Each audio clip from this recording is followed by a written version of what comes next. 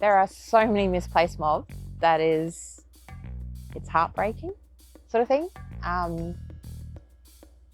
Mentally, physically and emotionally. So not only am I I'm a descendant of the stolen generation, I'm also part of the misplaced mob. You don't know if your family's going to turn their backs on you. You don't know if you're going to be accepted into community. And some of the times you don't know where your community is. Yarning groups are important. The yarning sessions are important because while you're weaving with the yarning, you're open. So you can talk about spiritual stuff. And when you yarn openly, you don't feel judged. You're talking openly and wholeheartedly and naturally, where you don't feel judged or frowned upon or looked at weirdly or anything like that. The way I see it is if we go for a walk first, one, we connect ourselves, our hearts, our souls, the medicine properties, learning about, all the ways our old people used to do things, how we used to look for things. So like things like weaving, bush medicine and stuff like that. Even the way like our ancestors used to be, like sharing and caring, and why it's so important for us to look after the country, and why it's so important to look after each other. Because if we don't hand that knowledge down to our kids, then they just go wild. Like they're lost. They're next generation of lost souls. So it's really important to be able to pass it down. Without having that disconnection makes it really difficult to be able to connect with your groups, whatever they might be. But there's so many different parts of that stolen generation that they can actually link in with someone that's actually been through that same, been exposed to that same trauma. I think there's a lot of cultural activities that should be receiving funding because it's a sense of that wellness and that well-being of being out there. And a big part of me is like being grounded, being one with nature, because we don't own the land owns us. So to be out there and being in that culturally safe space, wherever that may be, the fishing, hunting, gathering, creating that connection and give someone that sense of that empowerment to go, I want to be involved in that. There should be money for grants to be able to provide these culturally safe activities because it's not like, oh, let's just go into do a coffee shop or let's just do this or beach walk, but doing something like let's go out and like get some mud crabs, or let's go fishing, let's go spear fishing, let's go hunt for kangaroos or go hunt for goannas, parentos. Like taking it back to Mbatu country is, be absolutely amazing to actually go out there and be one with nature and go out there and go hunting. You'd be like, why aren't we doing something like this for, facilitating and having a grant that we could actually get community back together and go out and be in that culturally safe space.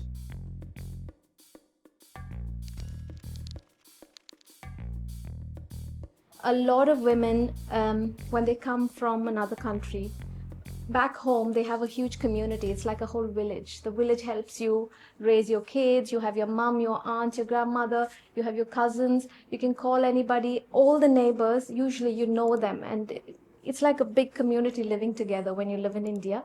And while there are benefits to coming away and having your own space, a lot of them miss that community. Talking about mental health, it can be a bit scary to start off with, like we have accomplished. Historically, chai and chat is something people did all the time. Coming from the experience of India, people did it not just in their houses, went outside, they went to their neighbors, had a chai and had a chat. Things can be so constructed. It's such an open space for us to have very tailored conversations and also welcoming people to build rapport for future conversations as well. So chai and chat can be something we can build upon gradually, and we can construct those conversations within the broader community to build more people in. Starting conversations can be very scary, but having chai and having something familiar there and building that through is so important. Because really what you're doing is you're working with your breath you're using your breath to calm your mind, you're using your breath to move your body, and therefore become more flexible, bring more well-being to yourself. Yoga is I think it's quite intimate, and that's something which not every family is actually habitual of. I think there's a lot of constructed sense of we do things very privately at home. So it's quite wonderful for you to let yourself out in a group way and actually having a conversation while doing it all. So I think it's a really important way to making it so much more, not just culturally safe, but as a female who's not done it personally, even myself, who's so out there, I would feel a bit like, okay, I need to build myself up to have this yoga session, because not everyone is confident in their bodies, and how we can make sure everyone feels safe. And it's a space to have a chat and feel comfortable and do a little bit of physical exercise, but mostly just to make sure we're having fun. So yeah, creating that space would be good.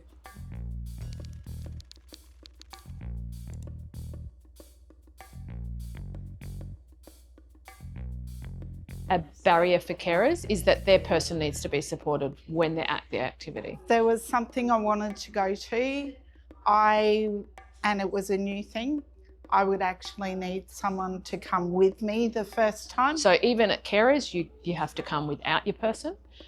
Say the person has NDIS, they can't go with them to their activity. It can be transport, because sometimes they don't have transport.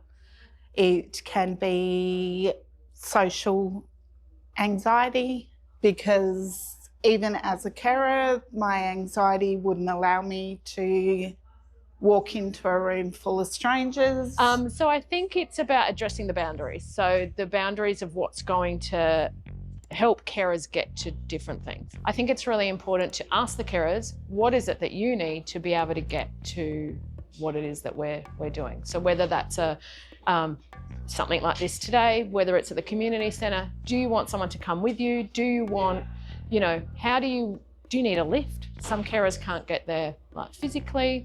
It's about asking the carers what it is, what day of the week, what works for them. So I would rather have smaller group activities. Big groups are very overwhelming. Smaller groups allows the ability to actually meet people, make friends, and form those natural networks. Some are from the Ghana country, but I'm from Gimilore. So there are people who are Aranda, there are people who are APY, there are people, and they all have their own stories. So exploring their country, that would be amazing. Having that ability to learn more about where they come from, that'd be cool. That would be cool. But in the small scale, just learning everything we could possibly learn. Culture is so important. It's the aunties, it's the sisters, it's the mothers, it's everyone. It's us together, just meeting together and creating together and being realistic together. Footprints, and big and small, because we walk together with our children. We walk together supporting each other, and we're on a journey no matter what.